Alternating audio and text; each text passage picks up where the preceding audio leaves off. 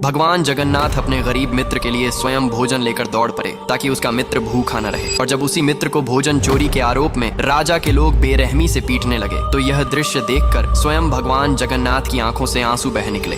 उड़ीसा के जांजपुर नामक स्थान में बंधु मोहंती नाम का एक अत्यंत निर्धन भक्त अपने परिवार के साथ रहता था। धन दौलत उसके जीवन में कभी नहीं रही, पर उसके हृदय में भगवान श्री जगन्नाथ के प्रति उसका प्रेम ऐसा था जैसे ईश्वर नहीं बल्कि उसका सबसे सच्चा मित्र उसके साथ रहता हो। वह अपनी पत्नी और 2 बच्चों के साथ भिक्षा मांगकर जीवन यापन करता था। एक वर्ष भयंकर अकाल पड़ा। कई दिनों तक उनके घर चूल्हा नहीं जला। बच्चे भूख से रोते, पत्नी असहाय हो जाती, लेकिन बंधु का विश्वास डगमगाया नहीं। एक रात उसने अपनी पत्नी से कहा, चलो आज मेरे एक मित्र के घर चलते हैं, वह बहुत दयालु है, हमें भूखा नहीं रहने देगा। परिवार यह न समझ सका कि बंधु जिस मित्र की बात कर रहा है वह स्वयं भगवान जगन्नाथ थे। रात गहरी हुई, सब थककर भूमि पर सो गए। तभी एक दिव्य ब्राह्मण के रूप में भगवान जगन्नाथ प्रकट हुए और मधुर स्वर में बोले, बंधु मोहंती, मैं तुम्हारे लिए भोजन लाया हूँ। भगवान के हाथ में विविध व्यंजनों से भरी भारी थाली थी। बंधु ने प्रसाद ग्रहण किया, पूरे परिवार को जगाया और कई दिनों बाद सभी ने तृप्त होकर भोजन किया। सुबह जब मंदिर का भंडार खोला गया तो पुजारी यह देखकर चकित रह गए कि भोग की एक थाली गायब है। खोज करते करते वे बंधु मोहंती के पास पहुंचे और उसी थाली को उसके फटे वस्त्रों में लिपटा पाया। संदेह में आकर सेवकों ने बंधु को अपमानित किया और पीटा,